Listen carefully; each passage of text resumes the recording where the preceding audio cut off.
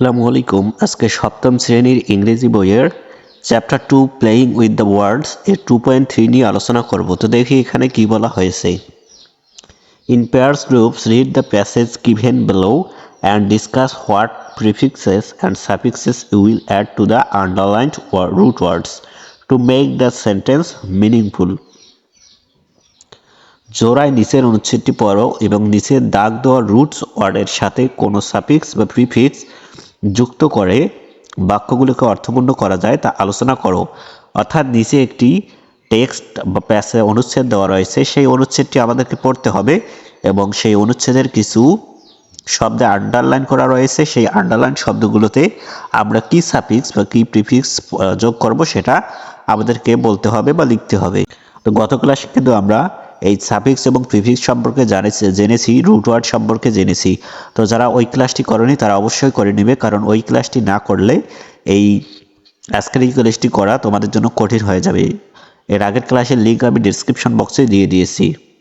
That you may need to add only prefixes or suffixes, and for some words you may need to add the both. প্রয়োজনে শুধু suffix বা prefix অথবা উভয়ই যুক্ত করতে পারো।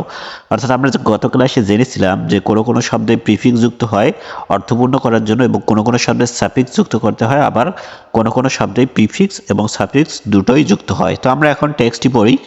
এই টেক্সটটির নাম দেওয়া হয়েছে আওয়ার ইউনিক টিম, আমাদের অসাধারণ দল। তো আমরা পড়ি, I am a great fan of the game of cricket. আমি হচ্ছি ক্রিকেটের একজন বড় ভক্ত। ফ্যান মানে হচ্ছে ভক্ত, ক্রিকেট খেলার বড় ভক্ত। I am also a member of the our local cricket team. এছাড়াও আমি আমার স্থানীয় যে ক্রিকেট রয়েছে, ক্রিকেটের যে দল রয়েছে সেখানকার একজন সদস্য। মেম্বার মানে হচ্ছে সদস্য এবং লোকাল মানে হচ্ছে স্থানীয়। Every holiday we play cricket. প্রত্যেক ছুটির দিনে আমরা ক্রিকেট খেলি। হলিডে মানে হচ্ছে ছুটির দিন, প্রত্যেক ছুটির দিন আমরা ক্রিকেট খেলি।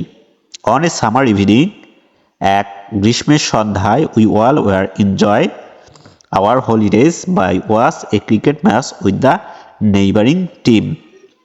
তো এখানে দেওয়া রয়েছে এনজয় এবং ওয়াচ, এখানে শুধু মূল ওয়ার্ড বা রুট ওয়ার্ড দেওয়া রয়েছে। আমাদেরকে কিন্তু এটা অর্থপূর্ণ করার জন্য এখানে সাফিক্স অথবা প্রিফিক্স যুক্ত করতে হবে। One a summer evening we all were enjoy, এখানে হবে এনজয়িং, অর্থাৎ এনজয়ের সাথে আমরা সাফিক্স আইএনজি যুক্ত করব এই শব্দটিকে অর্থপূর্ণ করার জন্য, কারণ এখানে ওয়ার রয়েছে, অর্থাৎ দুই ভার্বের পরে সবসময় ভার্ব যেটা থাকে সেটার সাথে আইএনজি যোগ করতে হয়। We all were enjoying our holidays by watching, এখানেও যেহেতু বাই রয়েছে এবং বাইয়ের পরে যে ভার্বটা থাকে তার সাথে আইএনজি যোগ করতে হয়। A cricket match with a neighbouring team, এক গ্রীষ্মের সন্ধ্যায় আমরা সবাই মিলে ছুটির দিনটা আমাদের একটা নেইবারিং বা পার্শ্ববর্তী একটা দলের সাথে ক্রিকেট খেলা দেখে উপভোগ করছিলাম। এখানে এটা হবে ওয়াচিং এবং এটা হবে এনজয়িং। এরপর আমরা দেখি, we were very tense about our teams performance. এখানে পারফর্ম রয়েছে, এখানে আমরা পারফরমেন্স করব, সাফিক্স যুক্ত করে এই শব্দটিকে অর্থপূর্ণ করার জন্য পারফরমেন্স করব। We were very tense about our team performance, আমরা আমাদের টিম পারফরমেন্স নিয়ে খুব চিন্তায় ছিলাম। Though we had to great players, যদিও আমাদের দুজন খুব ভালো প্লেয়ার ছিল। এরপর দেখি, নাবিল অ্যান্ড জুনায়েদ, নাবিল এবং জুনায়েদ নামে দুজন ভালো প্লেয়ার ছিল, তারপরেও কিন্তু তাদের যে টিমের খেলাটা রয়েছে সেটা নিয়ে কিন্তু তারা টেনশনে ছিল, অর্থাৎ জিতবে কি না এটা নিয়ে টেনশনে ছিল। I still could remember the day we got Junaid as a play in our team. আমার এখনও সেই দিনটি মনে আছে। এখানে হবে প্লে দেওয়া রয়েছে, এটা হবে প্লেয়ার, ইয়ার যুক্ত করা হবে অ্যাজ এ প্লেয়ার, এটা একটা নাউন হবে, যার কারণে আমরা এই প্লের সাথে ইয়ার সাফিক্সটি যুক্ত করেছি। আই স্টিল কুড রিমেম্বার, আমার এখনও মনে আছে, দ্য ডে, দিনটি, we got Junaid as a player in our team, যখন আমরা আমাদের টিমে জুনায়েদকে প্লেয়ার হিসেবে বা একজন খেলোয়াড় হিসেবে পেয়েছিলাম।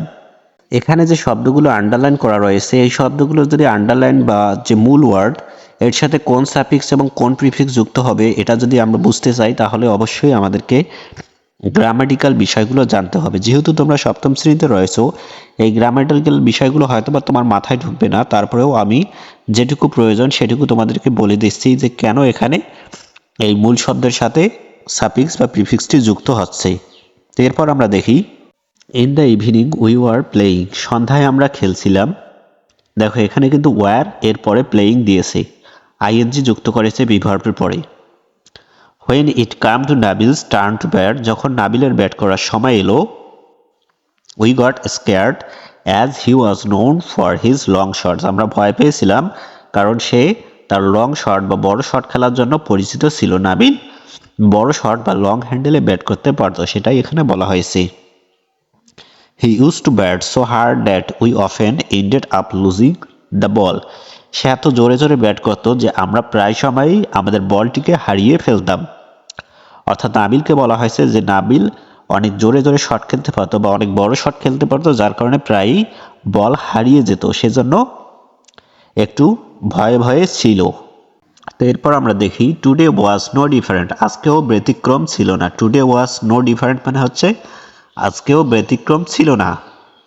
Nabil hit the ball and it broke a window of the nearing building, এখানে হবে উইন্ডো।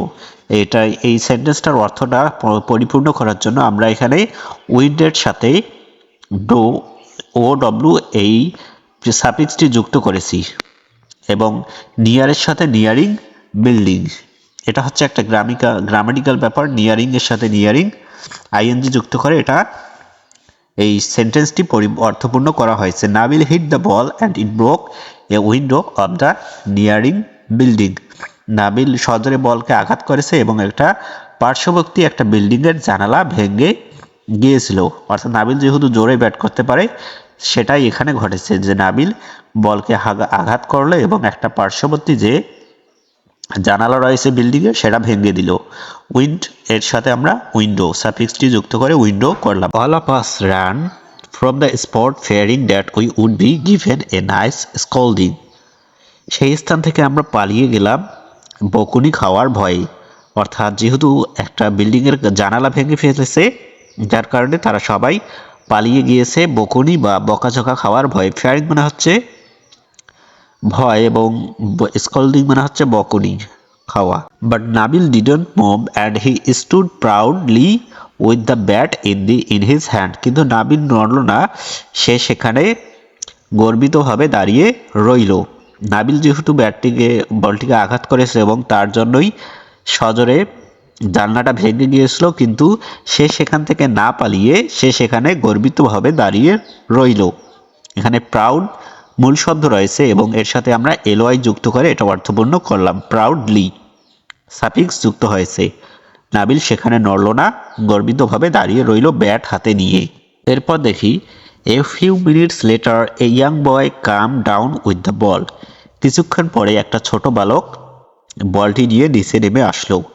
এই নাবিল যখন কাছে জানালাটা ভাঙলো তার কিছুক্ষণ পর এ ফিউ মিনিটস লেটার একটা ছোট বাচ্চা কিছুক্ষণ পরে এই বলটি নিয়ে নিচে নেমে আসলো।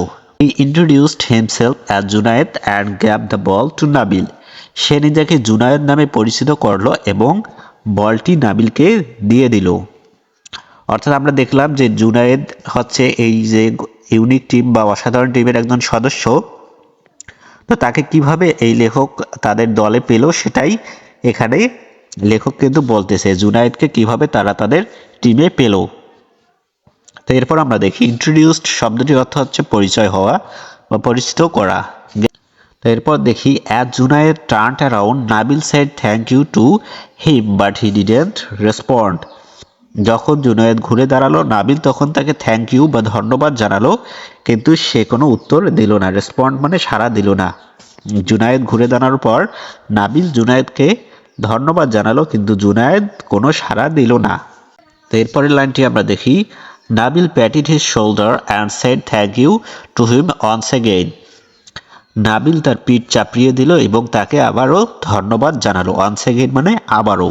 নাবিল প্যাটেড মানে নাবিল এই ছেলেটির বা জুনায়েদের পিঠ চাপড়িয়ে দিল। শোল্ডার মানে হচ্ছে কাঁধ, কাঁধে হাত দিল।